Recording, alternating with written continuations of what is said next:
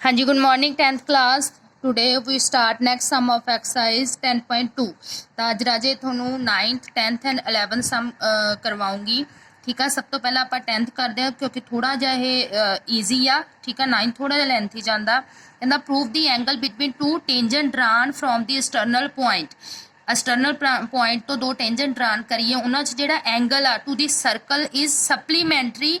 Supplementary मतलब दो एंगलों का प्लस 180। कहता सप्लीमेंटरी आना चाहिए कि angle subtend by line segment joining the point of contact at the centre.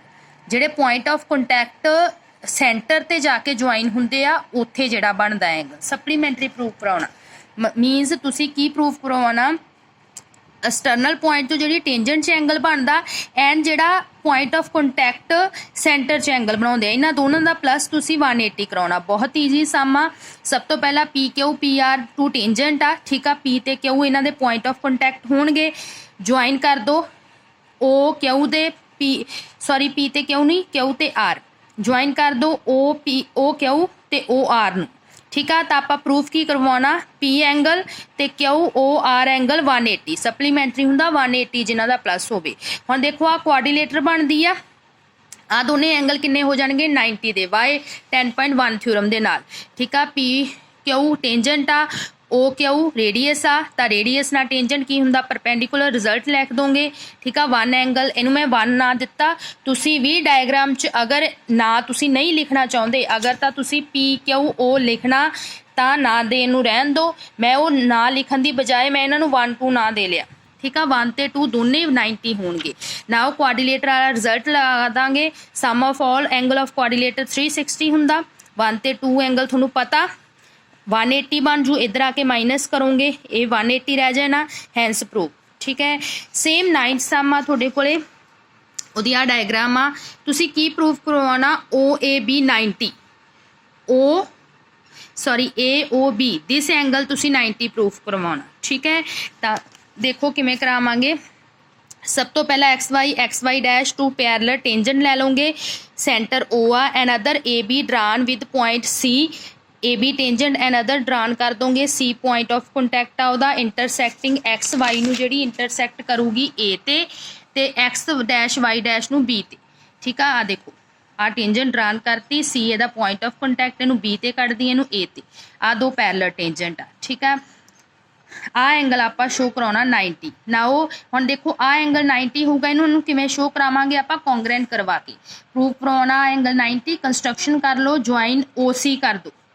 ठीक है ना, ओ सी रेडियस आ, ए बी टेंजेंट आ। दिस मीन जिहड़ा एंगल ओ सी ए आ वाला ओ सी ए 90 होगा। नैचुरल जी गल आ ओ सी बी भी 90 होगा। एक 90 होवे दूजा आपे बन जाता हुंदा। ठीक है, सेम आ भी पॉइंट ऑफ कंटैक्ट आ। ठीक है, तो रेडियस आ ये भी 90 होगा। ठीक है, पी एंगल ना हुण तुसीं आ दोने ट्रायंगल्स लै लैनी है। किहड़ी किहड़ी ओ ए पी ते ओ ए सी। आप इन्हां दोनों नूं कॉन्ग्रेंट करावांगे। सब तो पहला 90 इक्वल होगा। ठीक है, दैन आ साइड कॉमन आ जानी आ रेडियस आ जाना, रेडियस इक्वल हुंदा 90 इक्वल आ गया। ओ ए कॉमन आ गई, ओ सी ते ओ पी रेडियस आ। आर एच एस रूल लग गया, दोने ट्रायंगल कॉन्ग्रेंट हो गई। अगर ये दोने ट्रायंगल कॉन्ग्रेंट आ by C P C T ना 1 ते एंगल 2 इक्वल आ जाना। 1 2 ना जरूर देना डायग्राम च। ठीक है, 1 ते 2 एंगल इक्वल आ गए, इनू 1 ना दे देना। ठीक है, हुण देखो पूरा ए एंगल किदे इक्वल आ 1 + 2 दे, पर 1 ते 2 इक्वल आ। ठीक है, तो दोनों थां ते 2 2 भर दो। मैं 2 का तो भरिया क्योंकि आप आ ट्रायंगल चकांगे एंड ते। ठीक है, तो आप इत्ते sum of all angle of triangle वाला रिजल्ट लगावांगे। आपां नूं 2 ते 3 दी एंगल की वैल्यू चाहिए। ठीक है, तो 2 भर दो 1 दे थां ते, तो 2 एंगल 2 किहदे इक्वल आ गया ए दे, तो एंगल 2 किहदे इक्वल आ जाऊगा हाफ ऑफ ए। आ 2 इधर आके डिवाइड हो जू। सिमिलरली आ दोने ट्रायंगल तुसी कॉन्ग्रेंट करा सकते हैं। साइड कॉमन इत्थे 90 इत्थे 90 आ रेडियस आ जाने हैं, तो 3 ते 4 इक्वल आ जाने हैं। ठीक है, by C P C T ना फिर बी एंगल नूं की लिख सकते हो 3 + 4 4 दे थां ते 3 भर दो। 2 एंगल 3 2 इधर आके डिवाइड हो जू, तो एंगल 3 आ गया हाफ ऑफ बी। हुण ऐड कर दो दोनों नूं 2 ते 3 नूं। ठीक है, तो half A half be half बाहर कढ़ लो ए + बी। ठीक है, हुण ए + बी कितना होगा देखो आ पूरा। आप कल भी मैं थोड़ा एक रिजल्ट करवाया सी क्या पैरेलल लाइनस ਆ ਟਰਾਂਸਵਰਸਲ ਲਾइन ਆ, ਇਹਦੇ ਇੱਕੋ side sum of same side angle ਦਾ ਕਿੰਨਾ ਹੁੰਦਾ 180। ठीक है, और रिजल्ट लगा दोगे parallel and A B transversal तो ए प्लस बी 180 होगा, तो कट के 90 रह जाना। ठीक है, तो कितना हुण आपां ट्रायंगल लै लांगे ए ओ बी तिन्ने एंगलों का प्लस किहदे बराबर होगा, A O B second angle third angle किहदे इक्वल 180 दे, sum of all angle of triangle 180 हुंदा। हुण आ 2 + 3 तुसीं हुणे कढिया किन्ना गा 90। ठीक है, तो 90 आ गया, 90 इधर आके माइनस का हो जू 180 माइनस 90 90, तो यही आप प्रूफ करवाना सी कि ए ओ बी 90 होना चाहिए। ठीक है, नैक्सट 11 सम आ तुहाडे कोले, देखो कहंदा prove the parallelogram circumscribe a circle is rhombus. आपां ये प्रूव करना कि पैरेललोग्राम ठीक है जिहड़े सर्कमस्क्राइब ਉਹਦੇ अंदर की बनया होया सर्कल और रोम्बस हुंदी है। रोम्बस की कंडीशन की हुंदी आ कि ਉਹਦੀਆਂ ऑल साइड्स इक्वल हुंदियां। आपां ये प्रूव कराउणा कि ए बी सी डी ਦੀਆਂ ऑल साइड्स इक्वल आ। ठीक है, सब तो पहला ए बी सी डी तुहानूं पैरेललोग्राम दित्ती आ, विच ड्रान सर्कमस्क्राइब ਉਹਦਾ अंदर सर्कल ड्रा कीता। ठीक है, जे पैरेललोग्राम आ पैरेललोग्राम दी ऑपोजिट साइड्स इक्वल हुंदियां। ठीक है, A B equal C D, B C equal A D.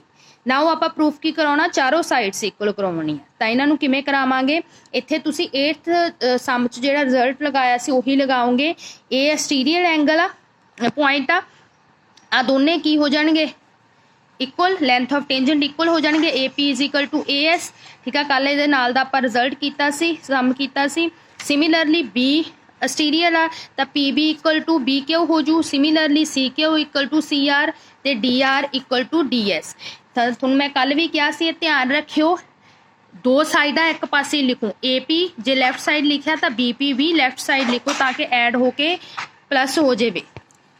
ठीक है, तो ये चीज़ का तुसीं ध्यान रखना राजे। ए पी देखो इधर आ तो ये भी इधर ही लिखनी आ। हुण इन्हां चारां नूं तुसीं की कर देना, ऐड कर देना, रिजल्ट इत्थे 10.2 वाला लगूगा। देखो A P plus B P की बन जू A B, C R plus D R की बन जू C D, same A S plus D S बन जू थोड़े कोले ए डी, ते B Q plus C Q बन जू बी सी। ठीक है, इनू दे दो ना 5। हुण देखो ए बी इक्वल टू थोड़े कोले किहदे आ सी डी दे, बी सी इक्वल किहदे आ ए डी दे, तो इत्थे वैल्यू भर दो। ठीक है, जिहदे मर्जी बराबर। तो मैं पैरेललोग्राम आ इक्वल आ, मैं फिर रिजल्ट लिखता opposite side parallelogram the equal हुंदियां, तो बी मैं की कीता सी डी दे थां ते भी ए बी भरता ते ए डी दे थां ते बी सी भरता। इधर 2 ए बी इधर 2 बी सी बन गया, 2 ना 2 कट्टिया गया, ए बी बराबर बी सी आ गया। अगर ए बी बी सी दे बराबर आ, ठीक है, तो ए बी दे कौन बराबर आ सी डी, तो बी सी सी डी दे भी हो जू, ते बी सी किहदे बराबर आ ए डी दे, तो नैचुरल जी गल आ ए डी ए बी दे भी हो जू। तो सिमिलरली चारों साइडा बराबर हो जाएगियां, तो यही आप शो करनी सी कि जे पैरेललोग्राम दियां 4 साइड्स इक्वल हो जान तो रोम्बस बन जाती है, हैंस प्रूफ। ठीक है, 3 सम ने जिहड़े तुसीं अज नोट करने ने। Thank you so much.